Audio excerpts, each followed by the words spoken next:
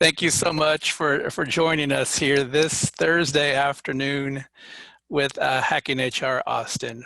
So glad to be back again, and I have a wonderful and amazing guest with me today. But first, I need to do a little housekeeping like normally here. So uh, this is a recorded version, number one. So excited about that. This is also SHRM, and we just received HRCI credit. So for those folks who are interested in getting those credits, go ahead and pop your name in the chat that you're interested in that. I know there are some folks who aren't looking to try to grab as many credits as possible, so I won't send that to you necessarily. But at the end of this event, perhaps tomorrow, you'll be getting an email from us with a brief thank you survey. And please take the time out to help with those surveys. It helps us gauge the interest in the type of events that we would be having here for us in this HR community, not only locally here in Austin, Texas, but globally, as we know, there are several people outside of the ATX here today with us. Sam, just a quick second here. Sure. Could you check on the record thing again? Because yours is recording, but I don't have a local record. So if you go to my video, the top 3 buttons there, you should see allow record. I wonder if I make you host, because I'm not sure why it says make host. Maybe let me try that, huh? You could. I mean, I see that you're recording to the cloud, so we could just go with that. We'll go with that. It gives several options, but that one is not. Okay, fair enough. On your 3 dots, that's not part of it. That's fine. We'll go with your option. Okay, we'll make sure to get that to you. Yes. Thank you. Yes, and this will be recorded for us for future. So, thank you for that. Thanks for making sure about that. Excellent, Debbie. Thank you. We'll make sure to get that those credit codes over to you. So when we begin here, we'll do a little brief introduction. We're going to have Dr. Pillay present, and then of course you're always welcome to pop questions in the chat in the moment, because that's when you have that question, and certainly we'll get to it, if not in the conversation, but at the end, so we ensure that all questions get answered. I'm going to increase my volume a little bit here. Is this better? If I increase it a little bit, is that better? That sounds good. Okay. All right. Fair enough. That sounds good. To panelists here. How's that? They can hardly hear me. Let's see. Can you hear me now? Is it better? If I speak a little bit louder, perhaps? Or no? Okay, it's better. So it's just that I wasn't speaking. Yes. Okay. I will project when we get started. Yeah, we were talking to ourselves to each other prior to, and I think we still have that conversationalist tone. But now we need to present. Yes. Project. We'll do that. So I'm really excited today to have Dr. Pillay here.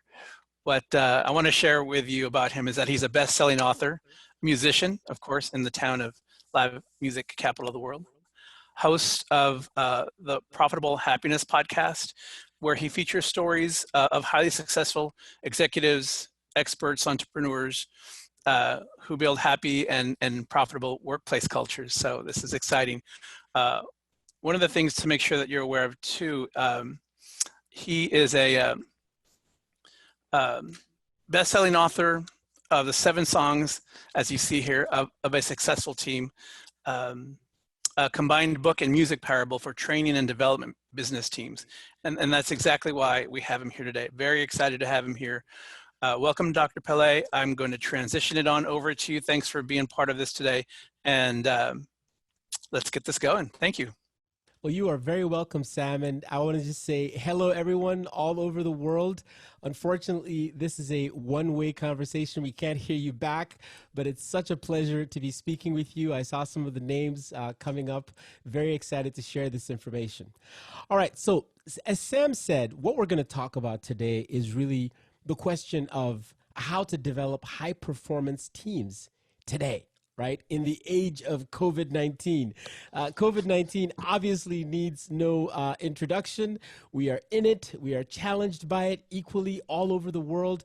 But one thing is still here, and that is organizations have to still function through teamwork, right? We can't just change the way we do business because we're working from home. We still have to interact with people in teams.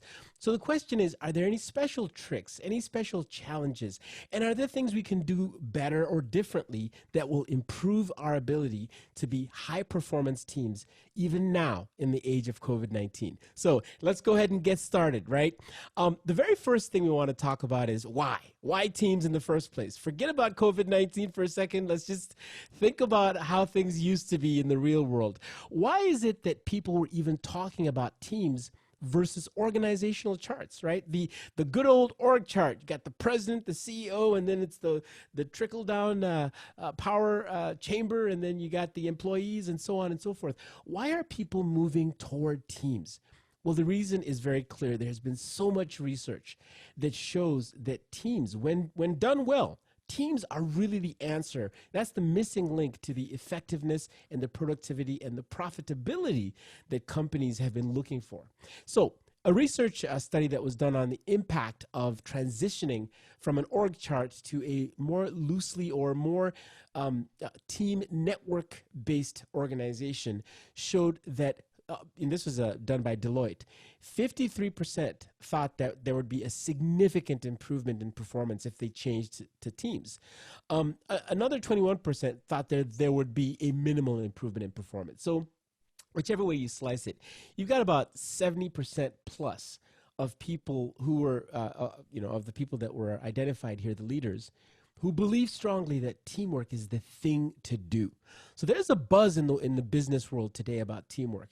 Now, if we want to look at why that buzz exists, right? What are the reasons for this? Well, you find that if 80% of all respondents actually are currently responding to a team model, according to Deloitte again, you want to know why. And the reasons are very clear and some of them really obvious, such as you get higher degrees of empowerment all the way down from the leader of an organization down to an employee when people are restructured into teams. You get stronger communication, you get rapid information flow. There's a sense of results being stakeholder driven versus departmental, right? It's not about my department. It's about what do we get out of all this work that we're doing together, right? And then, of course, you've got the whole breakdown of silos and increasing of collaboration. Overall, this idea of cross-functional collaboration has really gained a strong foothold, and teams are here to stay. But here's the problem, okay? The problem is that even though 75% of employers rate teamwork as very important, only 33% of them are ready right now. Now, this is one of the things I was going to do if we were able to talk to each other is I was going to ask you guys, how many of you feel ready right now to implement powerful teams, do it the right way, and make sure that teams work, right? It's not as easy as just throwing people together in a huddle or in a room and say, hey, go for it. There's a lot because the people element is a very powerful element. And so there is a big gap between the number of people who, the percentage of people who believe that teamwork is important and the percentage of people who are actually ready and feel that they are doing it well. Now, one more thing I want to talk about regarding just the whole concept of teams is teamwork before COVID-19 and teamwork today and after COVID-19. Now, there's some research that shows that 18%, right, of all organizations from the OWL labs that were surveyed, 18% allowed people to work remotely. So this is before COVID-19. People were working remotely, but only a small number. In fact, on top of that, 44% of all organizations that were surveyed did not even allow teamwork to be remote at all, okay? And so it was not a big thing. It was allowed sometimes, but it wasn't a big thing. Well, guess what? Here we are in the new reality. Some call it the new normal. I think people are getting tired of saying the new normal now, but in this new reality, in this new world, what are these percentages going to look like? Massively different. So we have to learn new ways to create virtual teams that will work. Okay. Now, here's an interesting point of research. When virtual teams are done well, in fact, it was the AON consulting report in 2014 that said well-managed and dispersed teams can actually outperform those that share office space, right? By 43%. I mean, there is actually the potential to do better work, faster work, create better products, maybe even cheaper products by working virtually. Okay, so we need to tap into these advantages, all right? And I think that the case has been made, teamwork is here to stay, but now a new case, whether we like it or not, act of God, whatever you want to call COVID-19, virtual teams are also now here to stay. So let's talk about what makes a great team. What is a great team? Okay, if you ask this question of a whole bunch of people, right, they're gonna tell you things like a great team has great results. A great team does not have dysfunctions. A great team knows why it exists, and it has good roles and a good map between strengths and roles, and great communication and good functions and accountability and trust. But you know what's interesting? All these different things about what makes a great team actually aren't the point. The point of a great team is people. It's people. So the question really ought to be not what results do we get from a team, not what communication and roles. Let's first start with who makes a great team. Now, the reason I position this to you is because so many organizations, far too many organizations, focus on the what, the outcome of a team, the business results, the sales results, the market share, the stakeholder analysis and feedback, and they forget about the people. It's kind of like they talk about the goose and the golden egg. You know, if we focus too much on the golden egg, we might want to kill the goose to get that egg, and then we'll probably kill the whole thing. So we've got to take care of the people who produce these golden eggs. It's all about people. So we are squarely in the business of people here, and that's what we're going to be talking about. Now, when you think about people, organizations today are finding that over 70% of the people in organizations are not engaged. I mean, let's think about that for a minute. 45% are not engaged. Another 26% are apparently actively disengaged. You know what this means? It's kind of like, you're rowing a boat, you're going forward, and then you have 26, almost 30% of the people in the same boat rowing backward. I mean, how far are we going to get on this boat here if people are actively disengaged?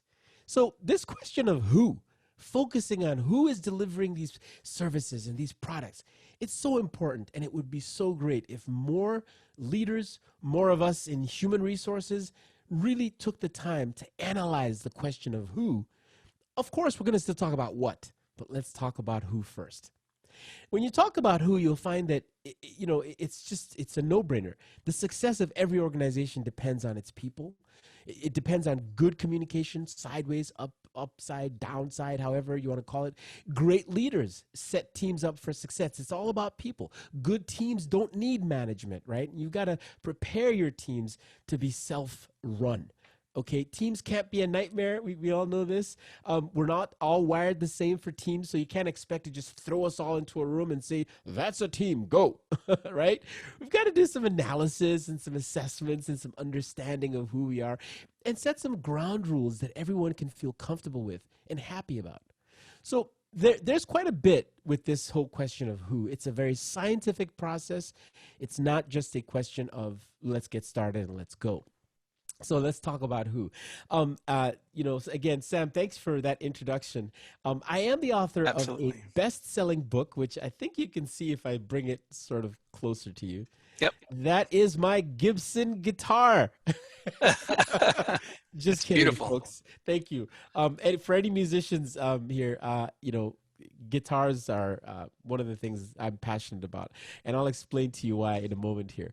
But this book, The 7 Songs of a Successful Team, is a passion project for me because I've been so fortunate to do some scientific research into the way our brains work and find that there's a very strong similarity between people and music, teams and music. And I'm going to share that with you in a second.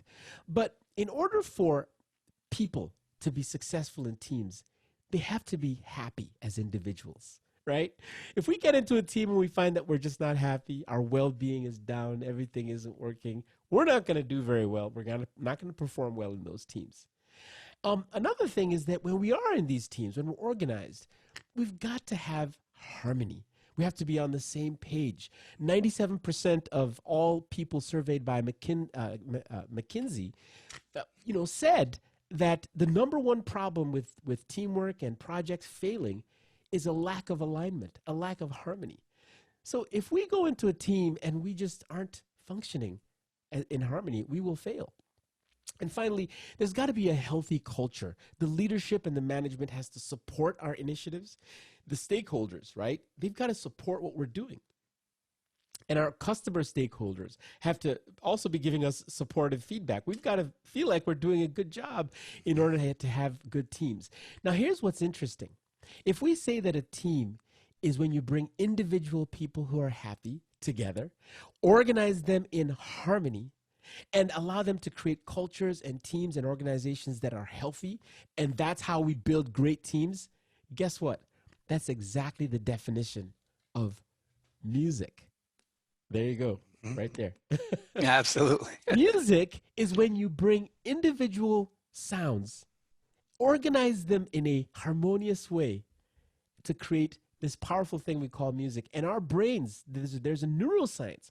Our brains can recognize good music or bad music instantly. And it's the magic of those principles, the magic of that fast association between good or bad music that is very similar to the quick results you'll get in a good or bad team. And I'm going to show you how that maps and how we can use that to build really harmonious teams. So let's talk about happiness, okay? First of all, again, I wish I could talk to you guys and you could hear me and I could hear you. But if I asked you what makes you happy, based on research, only 10% of what makes us happy comes from things. Things like my car, my house, my thing, I got this. Only 10%. And yet we all work hard to get that 10%. But you know what really makes us happy? 90% is relationships with other people. And a team is really that's the crucible. That's the container. That's the map, the place where relationships are grown and taken from the beginning to the destination that we desire. So it's important to have happy employees getting along with each other in a team. Harmony. Again, we talked about the McKinsey report. 97% of employees believe that lack of alignment is the problem. Right? And so we've got to focus on these people who come together in an organized manner, coming together the right way. And then healthy organizations. Deloitte recently in 2019 published something that said a social enterprise is an organization whose mission combines revenue growth and profit making with the need to respect and support its environment of stakeholder network. Now, I know that's a little bit complicated, but let me just say that in plain English. Basically, the best companies are the companies who focus on results and on the people, the stakeholders who produce those results. So it's exactly what we were talking about earlier. We've got to have the goose and the golden egg. That's what a healthy organization is. When leadership, management, employees, everyone is focused on both external results and the well-being and the happiness and the harmony of its individuals. So now let's talk about what happens when you don't have a good team. You don't have good harmony. I would say that what happens is it's kind of like, we're all just leading each other blindly and hoping for the best. And it doesn't work. It doesn't work. And we've all seen it. A bunch of horror stories about bad teamwork, but you can see the symptoms, such as gaps between strategy and execution. You get people sitting in rooms for days coming up with great strategies, and then it doesn't move the needle. No execution, right? And then you've got visible high turnover, right? You've got low productivity. You've got a lot of things, but what people don't see, right, is the people causes, the actual psychology and the science that's happening to cause this low turnover and this low productivity. That's what we have to take the blinders off about. We've got to start seeing what's actually causing these people issues. Okay. So let's start talking about that. How exactly do we get at these root causes, the thing that makes people either work well as teams or not well? Because that's where we're going to be able to tweak the levers and create the business success that we're all looking for, right? So you've probably seen this before, right? This is the good old Hmm. the good old iceberg thing. I think the Titanic. When I watched that, that's got to be one of the greatest movies of all time. Sam, what do you think? Oh, I agree. I Yeah, completely yeah. agree I with mean, that. that Tip of the movie. iceberg.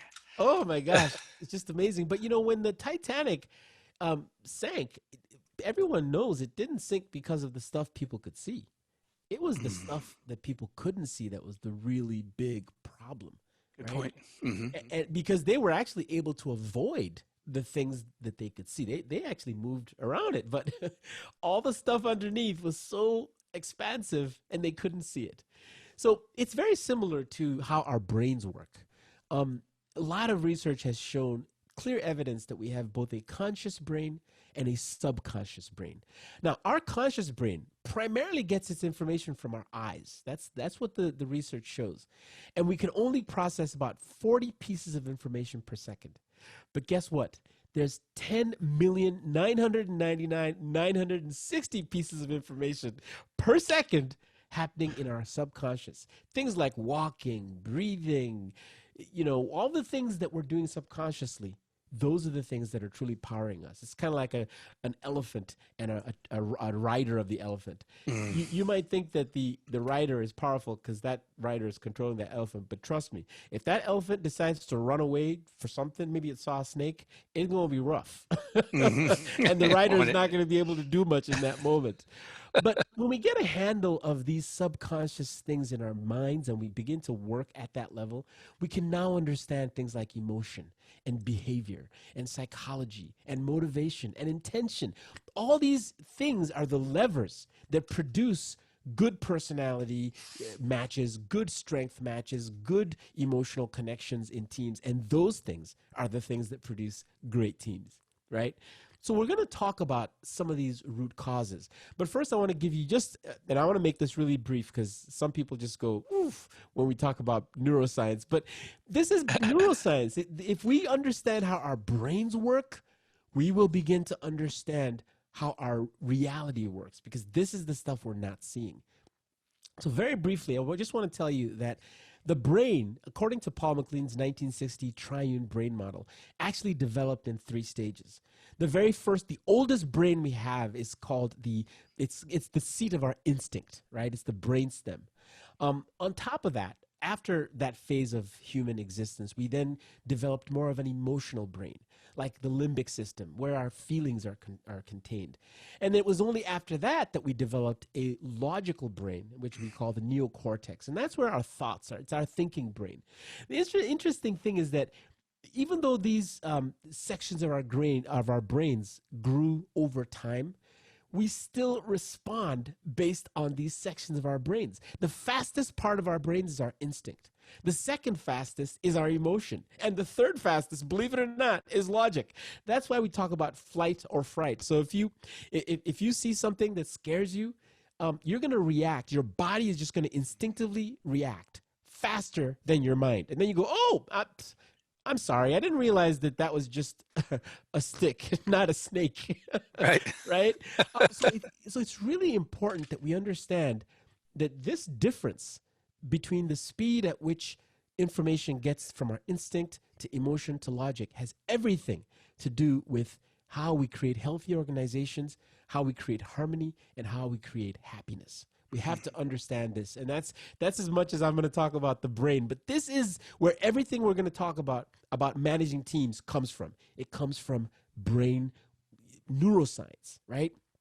Now, I asked myself, if I wanted to go and help a company build better teams, right? Trust me, there's a lot of research, there's a lot of assessments, and a lot of evidence on how you can do this. It's out there. But I wanted to find a more powerful way to explain it because people get tired of this brain stuff. They get tired of all the theories and they want to see what is tangible that I can actually think about that'll help me build a better team. And I thought to myself, if you look at how we learned to fly airplanes or learned to build airplanes, what happened was that the Wright brothers went outside of their industry. The airplane industry at the time was very young, and they looked at nature. And they found that in nature, birds had perfected the technology of flight. So why not just Right. copy the birds, right? So let's go copy the birds, you know? And they did it, and here we are today. We sit in these airplanes, thousands of miles above the world, and we're flying these complicated things. And I always say to myself, I'm living in the future. Mhm. This is a miracle, right? But It really is. it all started because we looked outside of ourselves into nature.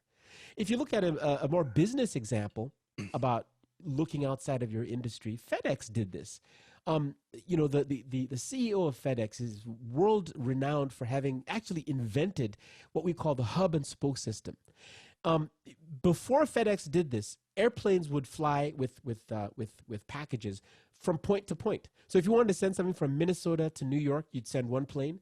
From Minnesota to Arkansas, you'd send another plane, and so on. You'd have to have one plane for everything you send. But the CEO of FedEx went and looked at a different industry, went to look at the banking industry, and found that in banking, they do this thing called the hub and spoke approach to sending data around every day. Every state sends information to the central bank, and it gets processed there and then sent back out. Believe it or not, this hub and spoke increased efficiency by 100 times versus how they were running transportation before. So it was really important to me to do research that involved looking outside of our norms, okay? And so I asked myself, what in the world, where in nature can I find harmony? Harmony. And guess what? The universal formula for harmony has already been created, and it's been done inside music. It's been done inside music. So here we go. We're going to learn how you can use the neuroscience of music to deliver on teamwork. So, the definition of music: individual sounds come together, organized in a fashion that creates this music that tells a great story. And we all love music. In fact, we know music intuitively. It's in the brain, okay? We know it before we even know how to speak language, speak English, for example. But look at the definition of teamwork. It's individual people organized to create a team that builds success.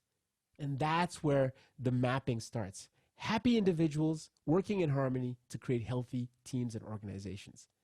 So when you take a deeper look at the principles that enforce harmony in music, and you look at how we may be able to use those principles to transform our teams, it's a beautiful map. It's just, the parallel is just so sweet.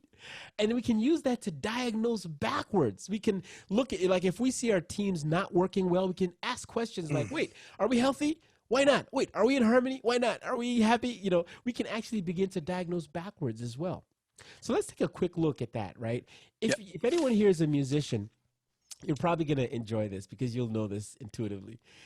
In music, the very first element of music is called pitch. It's a sound. So, for example, this is pitch, okay? But pitch is not music yet, okay? And music enforces a principle that says if you want to start to turn pitch into music, you need something else, right? Now, I'll get to what builds all these things, but on the team side, the very first element of a team is personality. Personality, who you are, who I am. That's the first element. We all have personality, but personality by itself does not make a great team. We need other elements. On the music side, you have what we call timbre.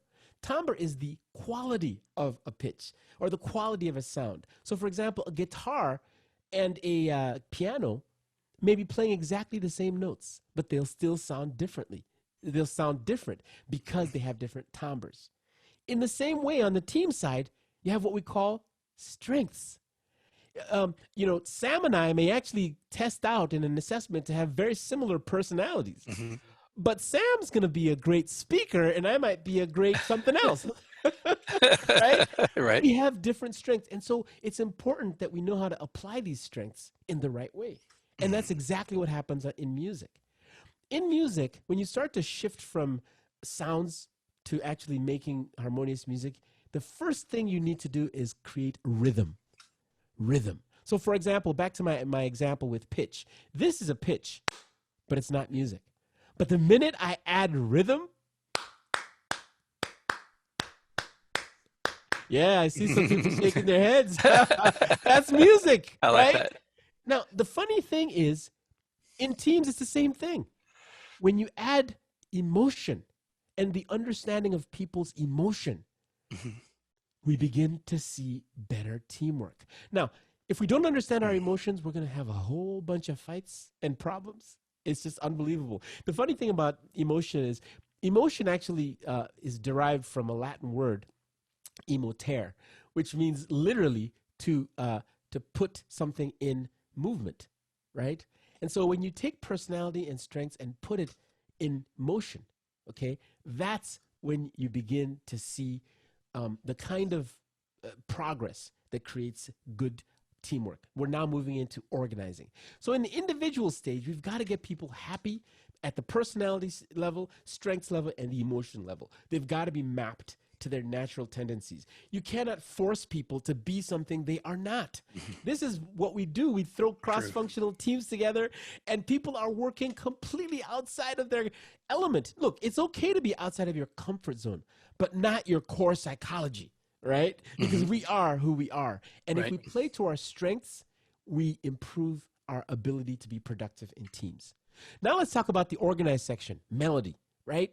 Melody is the first thing in music that begins to bring some real power, right? Because that's what we remember. If you think about how you may have learned your ABCs, it was probably to the tune of Twinkle, Twinkle, Little Star. A, B, C, D, E, F, G, Twinkle, Twinkle, Little Star, I think. Right. Yes, Right? that's it. And melody is the thing that really takes you into truly organized sound, right? In the same Mhm. way, what makes things organized on a team is vision. If we don't have a shared vision on a team, if the leadership is not making sure that we are walking the same walk, we will suffer. We will not be in harmony. And this is the first time that we're beginning to introduce how we must be organized beyond just being individuals. Okay. In music, the most powerful thing in music is harmony. That's what our neuroscience can detect. If you sing me a bad note that's not in harmony with other notes, I will know it.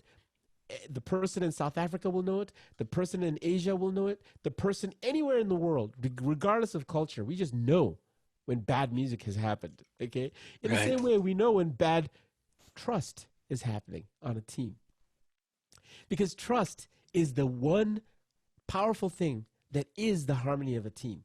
I can't tell you how many times, how many dollars, billions of dollars are spent trying to improve trust, because that's where great teamwork really lives. Leaders have to be trusted, leaders have to trust their employees, teams have to trust each other, and so on and so forth. Without it, we don't have harmony, we don't have a team. And then in music, there's this thing called texture. So on top of harmony, texture is when you start to put instruments together. So if you play the bass and I play the drums, we bring them all together. All of a sudden, we are beginning to add texture up until the point where we get a beautiful symphony of sounds. Well, you know how we do that on teams? We grow and we build habits through practice. Okay. And now I'm talking about team habits, group habits, such as, how do we run meetings, right? Habits such as how do we deliver on execution? What are the things we actually do together that we've built as a team muscle? So we don't even have to think about it because we're so efficient now. Mhm. That's what habits are all about. And that's the same way in which we build our habits together to create these powerful symphonies of teams. And then, of course, the final product of music is a song. When you've got all the form of music, the verse, the chorus, the lyrics, everything coming together, and it just makes sense and it tells us a great story. In the team world, it's the success we seek. So this is how we hold ourselves accountable, how we commit to things, how we reward and recognize people. It's based on team success, not individual success. A very important distinction. So here it is. The universal formula for developing teams happens to be nicely and beautifully mapped to music. And if we can assess personalities using scientific tools, there are many like Hogan and Berkman and others, assess strengths and emotional intelligence and do all these things at a deeper level, that's where we get great teams. But these are the core elements.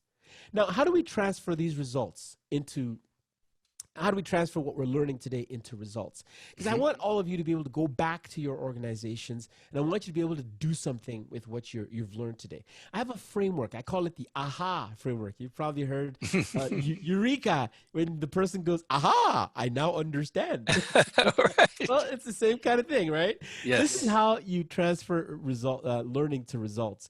You first gain awareness, then you create harmony, you improve harmony, and then you take action. So in the awareness phase, you've got to start by assessing your people.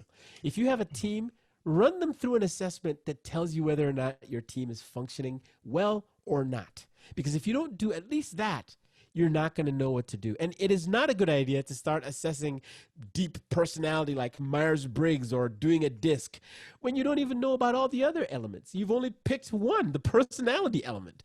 There's emotion, there's strengths, there's vision, there's trust. There's a lot of things that are working together to make us a team or not. Right. So assessment is the first thing, and that's how we gain awareness. And then we begin to develop plans to put people into harmony, and then we have to take action. So to give you tools to do that, right, my gift to you for attending this conversation is is really to send you to a 10-minute assessment that you and your team, whether it's a team of 5 or a team of 20, you and your team can take a 10-minute assessment. It's 360, so you won't know what anyone else said. You won't be able to, see exactly what people said. But you will know instantly as a team, are we aligned in terms of personality? Are we harmonious in terms of strengths and emotion and vision and trust and habits and success? Do we share these common things, these common elements of a team? That assessment is located at my7songs.com. We'll have the opportunity to share that with you.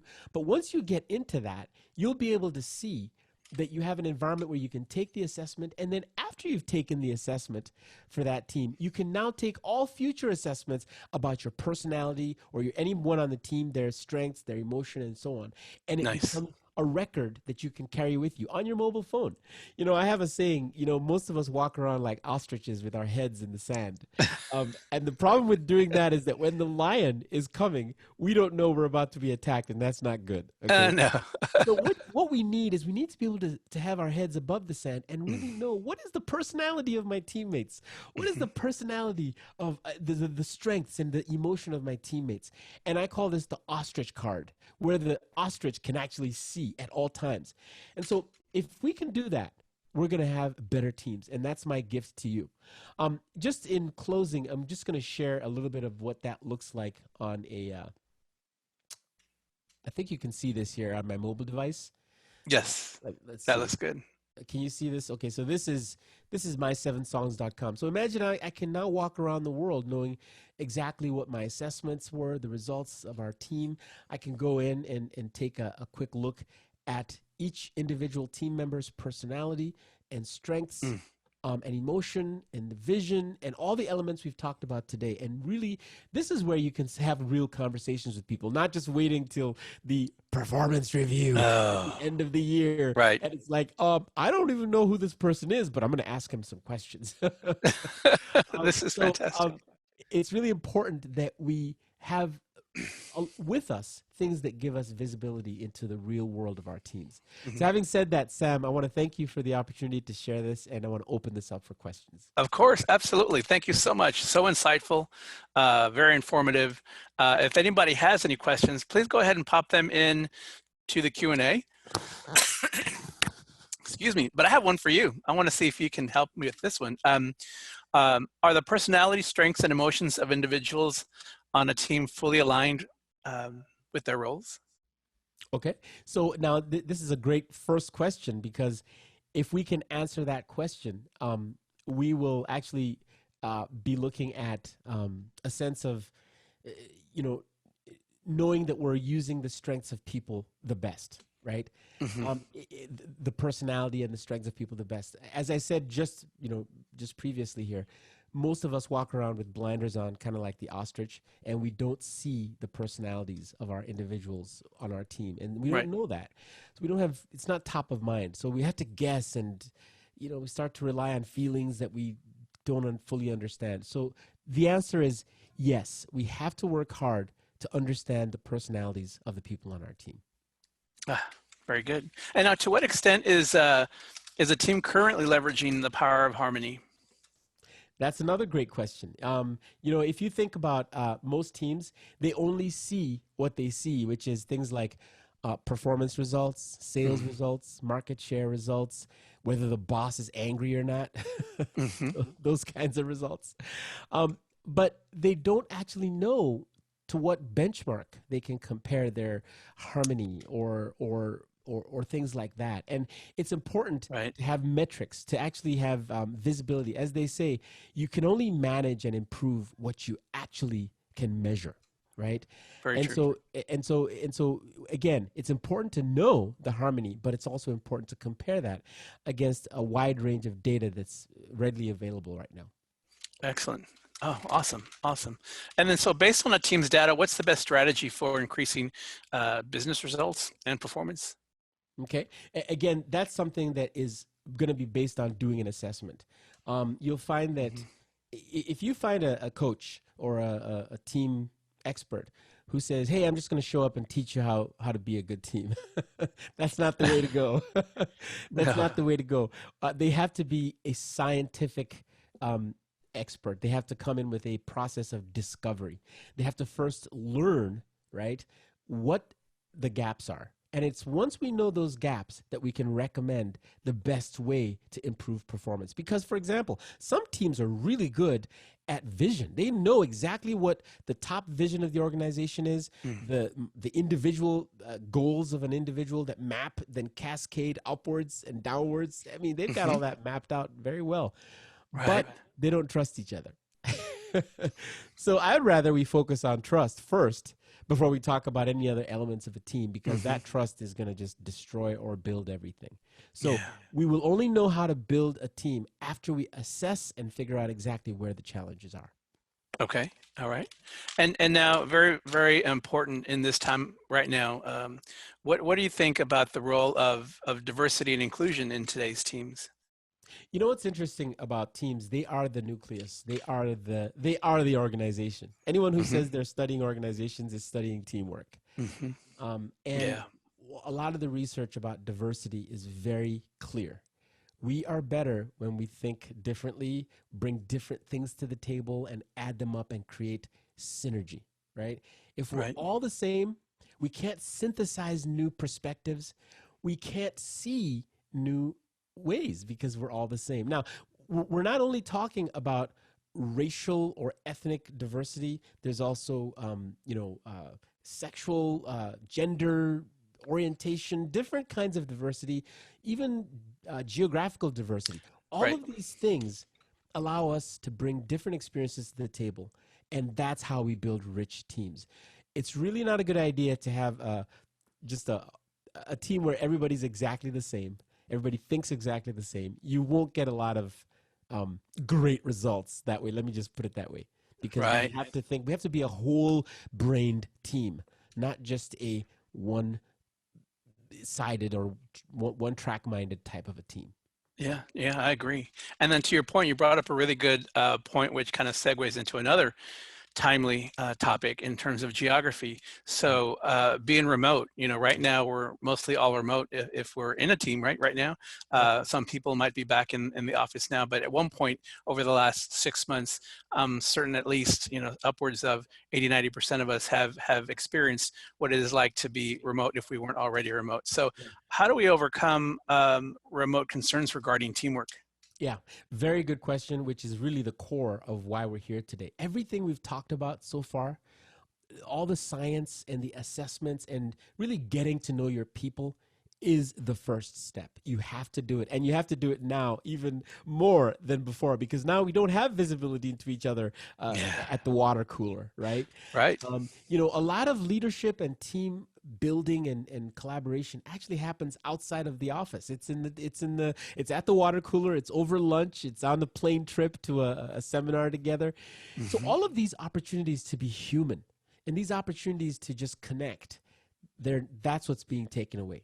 So what we need to do in the new COVID situation is we have to take those water cooler moments and recreate them through technology. And you've got a lot of opportunities for doing that. You've got, of course, you got the Zoom thing where we can have our meetings, but you've got things like Slack where we can have project management. There's so many tools that allow us to sort of pretend like we're at the water cooler and have these little social get-togethers that are informal, not structured, but allow for people to be people. So what I would suggest is write a list of all the things that you know you've always done that made you a better friend to someone, made you kinder to someone, made you connect to someone, whether it was lunch or it was water cooler, whatever you want to call it, maybe the break room.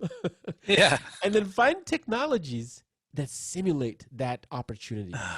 Like the huddle. That's another one. I used to enjoy the huddle. Yes. It's a very tiny room. It's not a big meeting room. It's just maybe only 2 or 3 people can sit in there.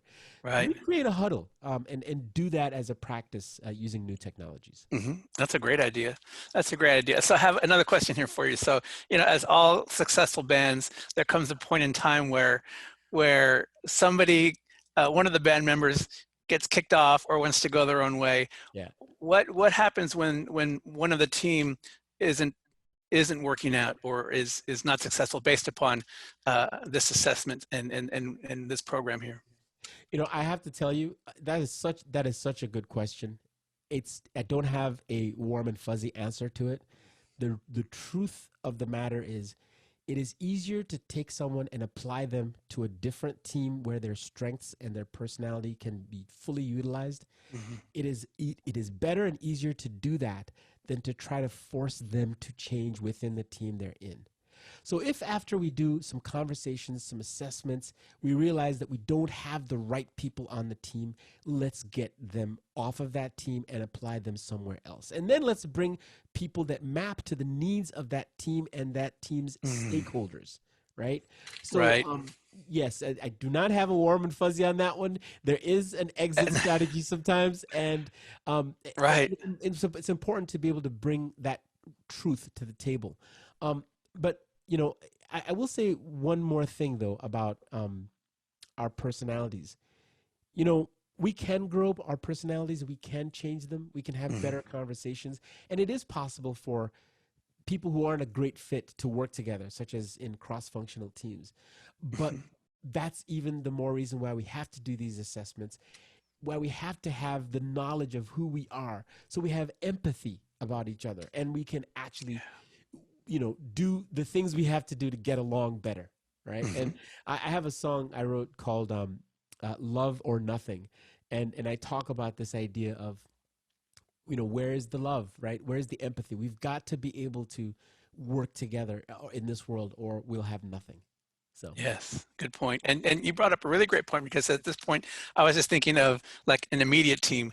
Yeah. But to your point, if you find somebody that may not be the right fit, or there may be not necessarily all the turbulence, but you just feel, well, in your organization, if everyone's doing this, wow, what synergy can be created, because you can say, hey, I see this team works well and this person looks to be the right fit. Let's make all of these teams become harmonious with each other. Yeah. Wow, that was my aha moment for this today. No, I appreciate that. And I think the bottom line is, now we're talking about harmony. Forever we've talked about the dysfunctions of a team. We've talked about the effectiveness of a team, the productivity of a team. But at the end of the day, it's all based on whether we're harmonious together. Absolutely. Right? So I'm really glad to bring the word harmony into our lexicon for teams. Yeah, and in fact, I'd be hard pressed to say most organizations use that, but I hope all these people on here will begin to share that and spread that, because it is truly all about harmony. And if you use that word, which is a warm and fuzzy, then I think you can really create some very, very good things in your teams if they're not where they need to be. And we're not always where we need to be, and that's a opportunity to bring this conversation and this philosophy of yours to everybody here. So that's exciting. Yep. So if anyone's interested in a team assessment, just contact me. There's going to be ways to do that here. Just to understand your team a little better. I'm happy to engage and help out. And it's complimentary, so we can go from there. Awesome. Hey, thank you so much. Anybody have any questions, please pop some in. Thank you, Debbie, for your information that you shared with us, feedback. Amen. We'd like to hear that. real briefly as we wait for a couple of questions to pop in. Again, just be mindful if you are interested in the Sherman, the HRCI credits, let me know. I've received a couple of people's feedback on that already. And then as we begin to tie things up, yes, we'll be sending out our survey and thank you email for joining us later on. So that information would be highly beneficial to hear what you would like to see hear more from us. And as we look to see if any more other questions come in here, I just really want to say it's been a pleasure getting to know you, Dr. Pele. It is great to see that you're an Austinite, so I know that likewise. we're not done here. We'll continue our conversation and relationship. Someday after COVID, we'll do coffee. Yes. I remember we spoke of that, and now for sure we have witnesses that we're going to go on and do that. So for sure, we'll make sure that that happens as well. And in fact, it'd be great sometime to hear some of your music in the future. It'd be great to hear that voice. If anyone wants to hear music, go to drpele.com, DRPELE. Click the music link and rock it. Awesome. That is great. Oh, and hey, by the way, maybe you said drpele.com. Is that right? I'm going to pop that. drpele.com. And then if you just click on the /music, there are music videos and songs there.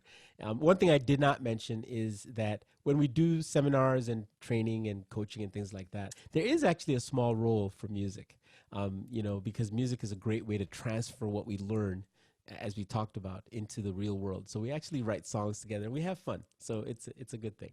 Yeah. And you know what? I just thought that would be another great team building exercise. Get your people together and try to collaborate and create a song within your team. That's exactly what we do. About your vision and about your trust and about your personalities, so we take the elements of a team and we turn them into music. That way you will never forget them. It's like ABC. Oh yeah. Oh yeah, absolutely. And if you hum a few bars or say a few words, you'll immediately know where that song came from, and it'll actually probably take you back to the memories with that. Exactly. Fantastic. Hey, thank you so much, everybody. Thank you. Oh, Angie, thank you very much. Yes, he is awesome. Thank you all for joining us. And again, you see his website there. Please take advantage not only of addressing his website, but my7songs.com. Utilize that for you and your teams. Share that with others. And if you do have any interest in connecting with him on LinkedIn, by all means, he is there. Just follow the link that you received with the invitation. Or I believe it might have been posted here as well too. So with all, be safe out there, everybody. Do what you need to do to take care of you, your family, and your teams. Yes. Thank you. Thank you, Dr. Pele. Take care. All right.